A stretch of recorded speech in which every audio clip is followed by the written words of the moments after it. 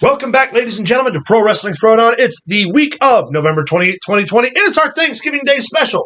We wanted to throw out a couple of videos that were not part of the normal setup, partially because we got some cooking and some eating and some drinking and some carrying on to do. Some more eating and drinking. Some more eating and drinking and more carrying on. However, we have to do the Survivor Series pay-per-view post-show review, where we review our picks as part of our contest. And today, as a result of how the matches felt, which we'll explain, Maxx is obligated to give away at least 1 point.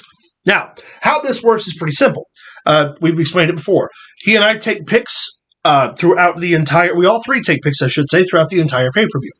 The only matches that count for points are the matches that we call differently. However, there's another stipulation that if Maxx manages to call an entire pay-per-view over the two of us, he gets a point that he automatically has to reward, and then we also offer him opportunities to gain points to give away for matches that he might call differently than the two of us. So, we're going to go over real quick who we all picked to win these matches, who won those matches, and how the points laid out, so you understand what's going to happen next. I called Sasha Banks defeating Asuka. I still think that, and that match itself, Which... I just wasn't impressed. Right. But, however, that was the only match that Luke and I called differently. So then we went into the Bobby Lashley-Sami Zayn match, which was unanimous. Bobby Lashley won that as a unanimous vote. We all unanimously voted for the New Day, but the Street Profits won. Maxx decided to go with Team Raw for the women's team against Team SmackDown, which Luke and I agreed on. Maxx, that's the determining match that put Maxx over the edge because he also agreed with me on Sasha Banks. When it came to Team Raw for the men, the three of us all commutatively agreed that SmackDown was going to win, but Raw took the sweep. And the main event, Roman versus Drew, we all picked Roman and eventually won. What that means is Maxx, on average, pulled one more vote than we did.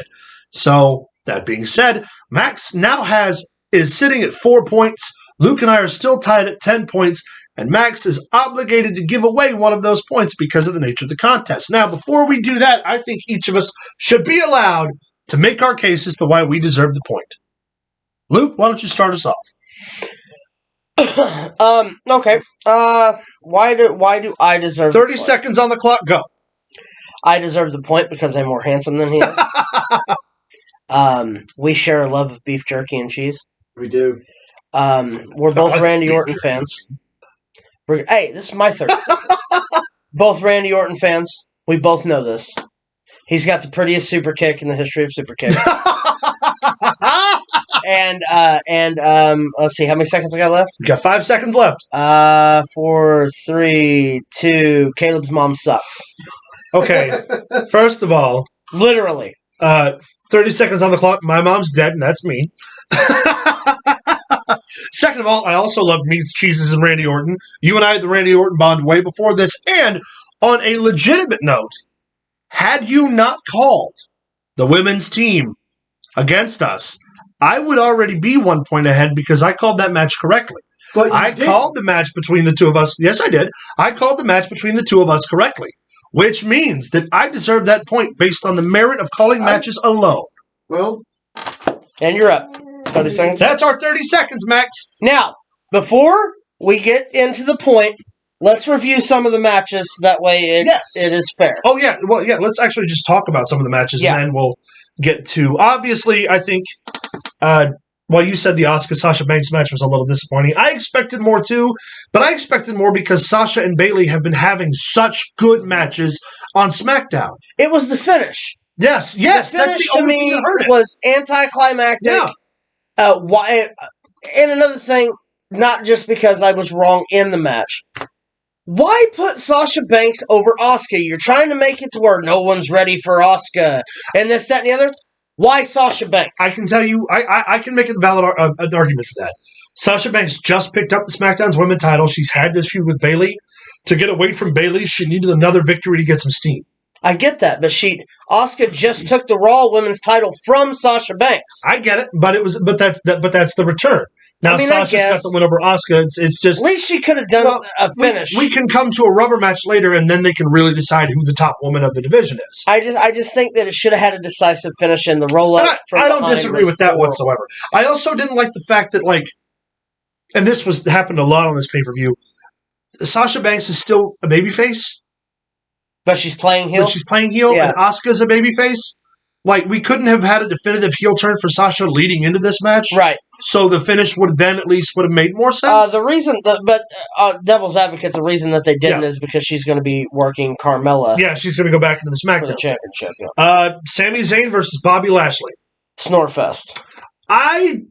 While not overly exciting, think about it this way.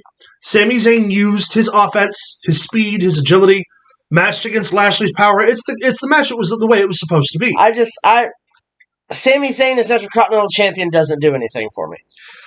I don't disagree with that, and a match against Bobby Lashley also doesn't do anything. I think it would have been more entertaining if maybe a guy like Cesaro was Intercontinental Champion. Correct, because Cesaro and Lashley could go power for power. Cesaro and Lashley could go for the title. That would have been a clinic, or vice versa. If like Shelton Benjamin was the U.S. champion against Sami Zayn, right? Then it would have been a hyper athletic contest. Yeah, two completely different styles. And I agree with that. Yeah. Street Profits and New Day stole the show.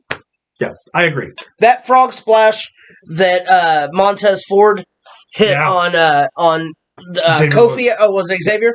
And then bounced off and sold like Van Dam does. You don't get enough selling like that nowadays. No, you don't. And, the match from bell to bell stole the show. They passed the torch in a way, the New Day onto the Street Profits. They definitely put their stamp of approval. The only problem that I have with this, and maybe you'll understand where I'm going, it's one thing for them to have those type of hyper-athletic matches with a team like the New Day, who is so experienced and so seasoned, but fundamentally, are they going to get those same type of matches out of regular teams on SmackDown? Well, see, here's the deal. Here's the follow-up to that. SmackDown last night, first off, Survivor Series, they beat the New Day, the tag team, in professional wrestling, in my opinion. Especially in the WWE without having the Usos. And then turned around on SmackDown last night and lost to Rude and Ziggler. Makes no sense. Which is not a bad pairing, but it's not a tag. That's like what you were saying. Yeah. What are they going to do against regular tag teams? It made no sense. This is the first time I've never confused the Street Profits with Private Party. I know. I'm excited. Thank you very much. So anyway, the New Day stole the show. Yeah. Team Raw, women's team versus Team SmackDown, women's team. Horrible finish. Horrible finish. However, they made Bianca Belair look like $1,000,000 fucking bucks. Yes. Bianca Belair got some great. Liv Morgan too. Liv Morgan was the star of that match. I liked the Peyton Royce eliminating Bayley. I think Peyton Royce and the purple hair is a mistake. Yeah. Not every woman in WWE needs a different color hair. Right. Also, not all of them. Did I not call the fact that Lana would be the Raw Soul Survivor? Yes. Called it. I believe we all pretty much figured that was going to happen. 3 weeks in a row, and by God, I was right. Yep. I didn't like the finish either. I think and this is just like a personal thing. I think it is a bad move in a tag team match, right, where your women's tag team champions lost. Yes. Does that make sense? Here's my deal. I liked the match all up until this one moment. It was right towards the end. Yeah. Where Nia Jax takes the stairs on the outside of the ring into the stairs. Yeah. And then pops up and no-sells the stairs, only to be knocked over the guardrail. Yeah. She no-sold the stairs, went head first into the stairs, and then just popped up and chased after Bianca Belair like nothing had happened. Now, I'm sorry. I get it. You're the monster female athlete. Those are still stairs. Yeah. Make it look right. Yeah. That's what took me out. One of my, one of the big takeaways was when Shayna Baszler and Bianca Belair started teeing off on each other. Like, you believed for a minute that Bianca Belair could fight this. Yeah, for sure. And I always put over how Shayna Baszler is the most legitimate woman in the women's division. Yeah. But they really did a good job here with Bianca Belair. Also, you had, how many? It was 5-on-5. Yeah, 5-on-5. You had 9 other women.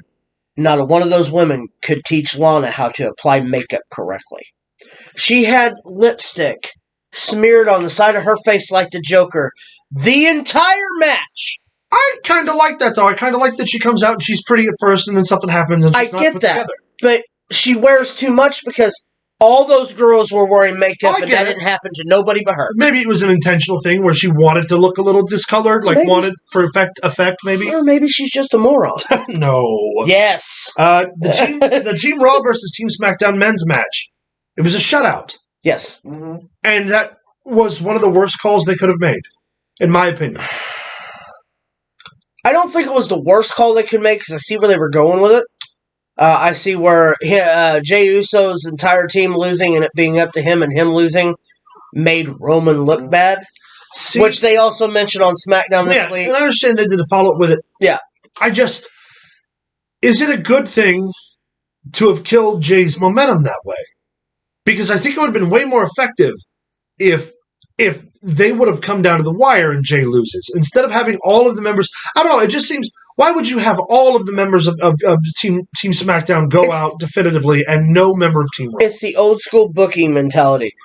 You had the Raw team falling apart at the seams on Raw. And you had the unified front from SmackDown. The team and then Raw or wrestler who usually gets the beatdown is who you're going to have when it's a pay-per-view. I hated it. I didn't like it. Don't get me wrong, because I went SmackDown. But at the same token, though, it put a stamp. Most of the people who were on SmackDown didn't need it. Let's be real. The SmackDown team members that were on Team SmackDown didn't need the win. Didn't need, you know what I mean? No, but Seth Rollins come out. You know why Seth did that, by the way, don't you? Which part? It's for the greater good and let him kick him and stuff. It's because he won't work Matt Riddle in a wrestling match. No, he will not. He won't do it. Because Matt Riddle said disparaging things about Becky Lynch. That we talked about that weeks ago on the show. Yeah. That was said, and then he was in the Survivor Series match, and I guarantee you that's Didn't even look at him. Nope. Didn't even look at him. Yep. When, as a matter of fact, there's pictures online of him standing there in the corner. When Matt Riddle come into the corner, he's got his eyes closed. Yeah. And then we get to our main event. Drew Roman. I'll tell you what, for me, it had a big fight feel. It was great. And you could have imagined, had that arena been full of people, that stare-down moment, that intensity in the air, they both have the old-school champions look. They're both big. They're both imposing. They both got the hair. It's a heel versus a baby face. Perfect. I have no bad things to say about the match. The match was great.